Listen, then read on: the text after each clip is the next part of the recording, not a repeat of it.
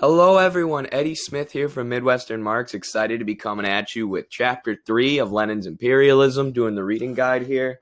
At some point, I'll probably start lumping a few chapters together because they start to kind of blur together a bit. But as for now, each chapter itself has been important enough to warrant its own video. And Chapter 4 on export capital will be the same way. And Chapter 3 on finance capital I thought was worthy of its own video. We've been talking about finance capital a lot in videos 1 and 2.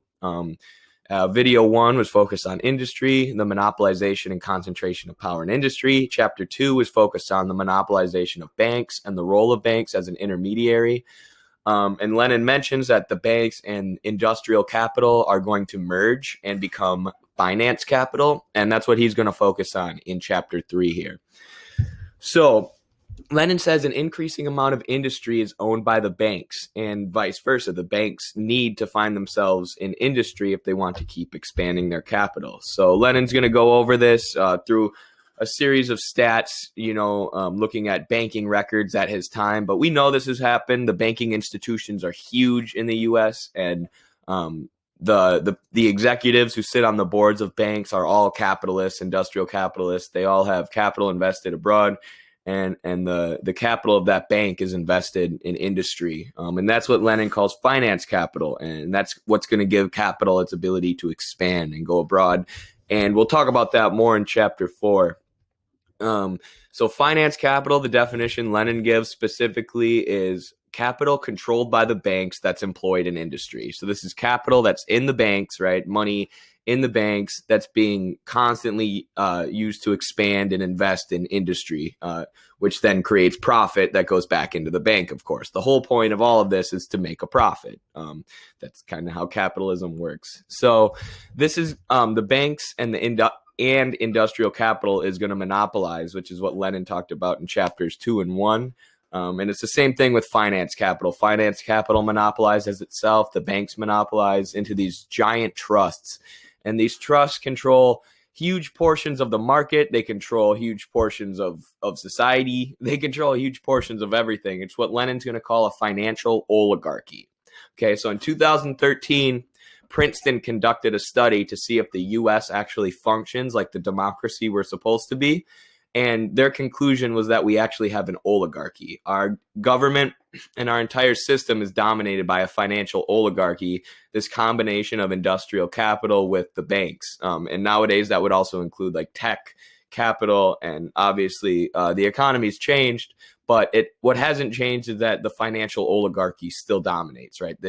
This capital that's in the banks, that's constantly being expanded, that's constantly being used to keep capital active, to continue making a small group of people who sit on the boards of these banks and of these industries insane profits. People like Hunter Biden, people like Donald Trump's kids, people like that who are born into insane amounts of wealth, born with insane amounts of assets, sitting on boards of companies that sometimes they don't even know anything about, continuing to keep their capital active in the banks, capital that's invested in industry that's caught up in the banks. And of course, we talked about in Chapter 2, the role of banks allows this capital to continue moving, right? It never stops moving. The analogy we gave for that is like online banking, because you can move your money around with the click of a button, and it's the same for people who have huge amounts of stock and assets and capital tied up in the banking sector. So Lenin's going to talk about a financial oligarchy, which is what's going to come to dominate society. And he also mentions that this leads to a lot of bourgeois theories for imperialism. So when you have a financial oligarchy that dominates, it doesn't just dominate the production, and it doesn't just obviously does dominate how production is carried out, and it dominates what the military does and how the world's largest powers fight to divide up the world based on trying to maximize the amount of resources that are available to the financial oligarchy who dominate the world or each country. But they also dominate academia, right? If you read Jane Mayer's Dark Money, the Koch brothers, the Olin brothers, these giant fossil fuel executives, people with insane amounts of capital, they're also and the tech sector, companies like Verizon, US Cellular, Companies like Disney also control a lot of what we watch. They control the media, and if you read Jane Mayer's Dark Money, they also control academia. So what we consider to be the best institutions in the country, Yale, Harvard, the Ivy Leagues, the rest of the Ivy Leagues, they all have insane amounts of donations from these dark money groups, these Koch brother groups. And the Koch brother groups are like, all right, we'll give you $1 million a year, but you have to hire right-wing professors, right? You have to hire people who teach Ayn Rand, Milton Friedman economics. And as a result, you have all these bourgeois scholars who are going to write theories of imperialism that don't make any sense, right? Imperialism happens because the financial oligarchy is trying to create more profit for themselves, so they're going to expand their capital overseas and try and dominate every area of the market. But if you're profiting off that, if you're an academic who's profiting off that system, you're going to come up with some silly theories for why imperialism happens, because you're going to be blinded from looking at why it actually happens, which is private property and the monopolization of capital at the top. So he quotes on page 49 of my copy a bourgeois academic who calls imperialism a bad habit of the finance capitalists, right? And Lenin's saying, no, it's not a bad habit. It's a product of the system, right? This is always going to happen. You know, when you create a system of private property where people are always trying to expand their own profit and their own capital, they're always going to go to war to fight for more capital, because that is the nature of the system. It's not a bad habit. And the only reason you would call it a bad habit would be if you're trying to defend the system, right? And trying to think around a way that we can stop imperialism while still having capitalism. And it doesn't work.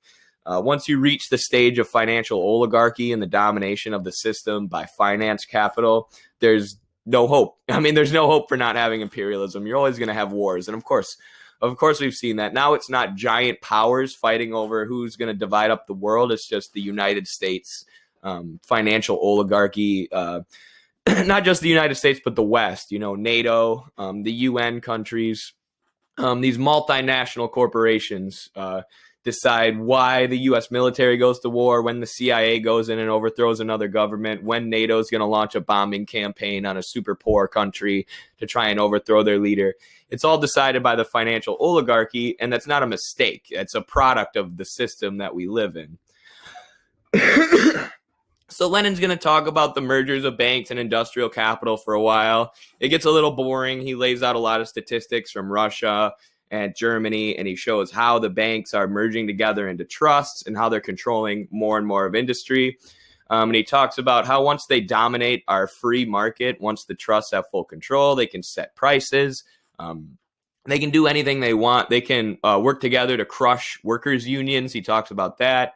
So these oligarchies are going to work together in every way to keep capital at the top. And we've seen that. Of course, we've seen that in the U.S., post 80s, you know, during FDR, there was the movement which kind of created a labor aristocracy where workers were making a lot more money. I think the average McDonald's worker in 1960 was making like $100 a year, $100,000 a year, adjusted for inflation. Nowadays, they make about $20,000 a year. Unions have been crushed. The U.S. State Department is a tool of the financial oligarchy.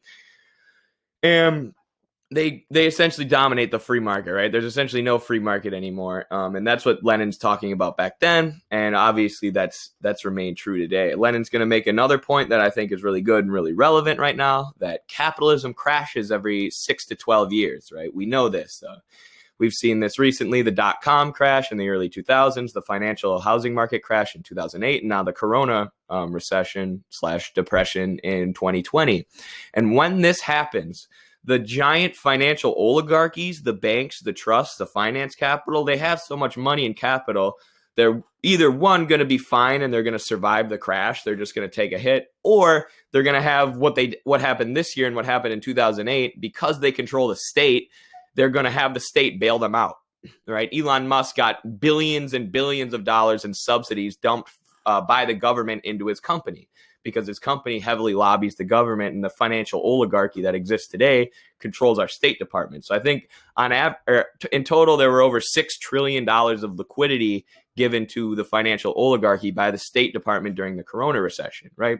Meanwhile, small businesses and the working class get scraps. The working class has gotten one $1,200 subsidy, and anyone who's worked for a small business knows that they're terrified that there's going to be another shutdown because places will go under. They're already hurting financially from the last one.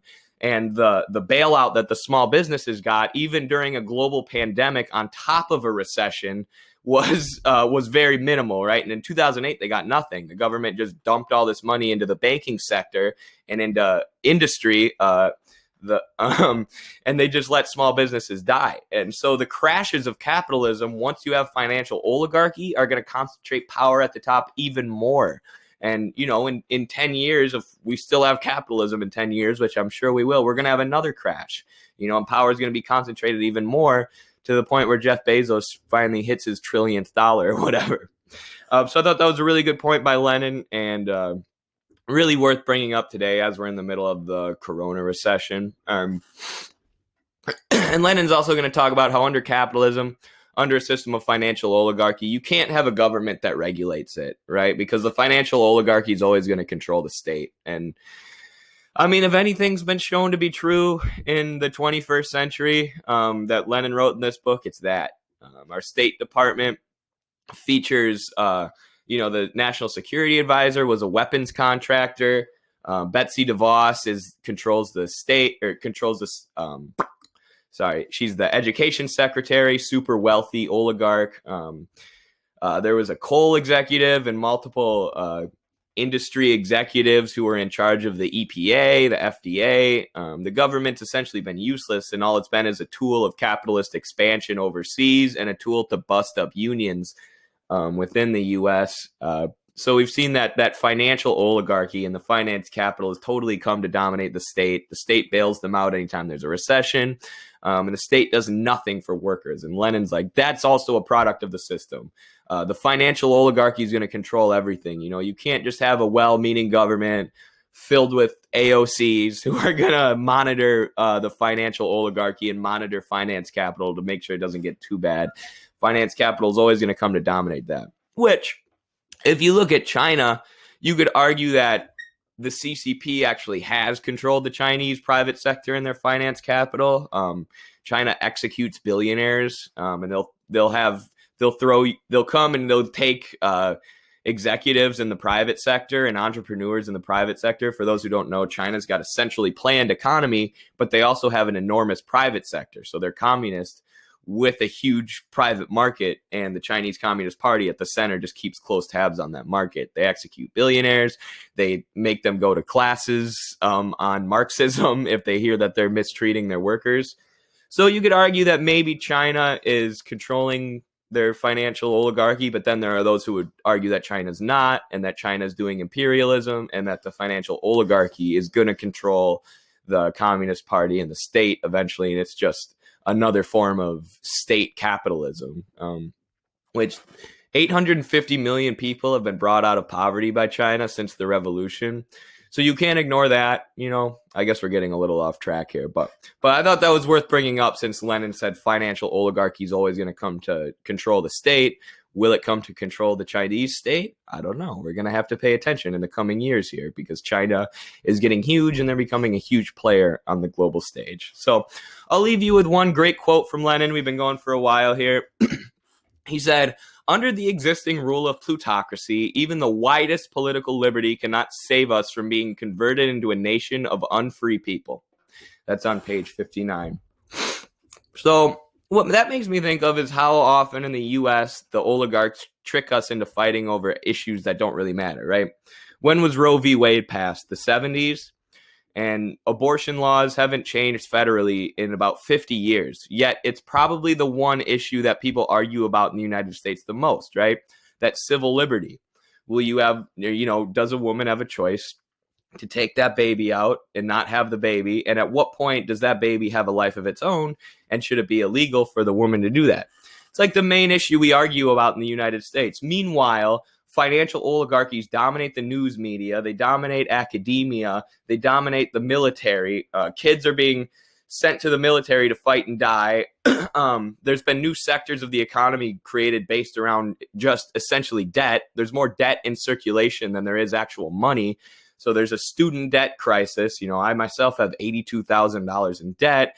It's, as Lenin said, we've become unfree people. We're in chains to the financial oligarchy, which dominates our government and dominates every aspect of our everyday lives.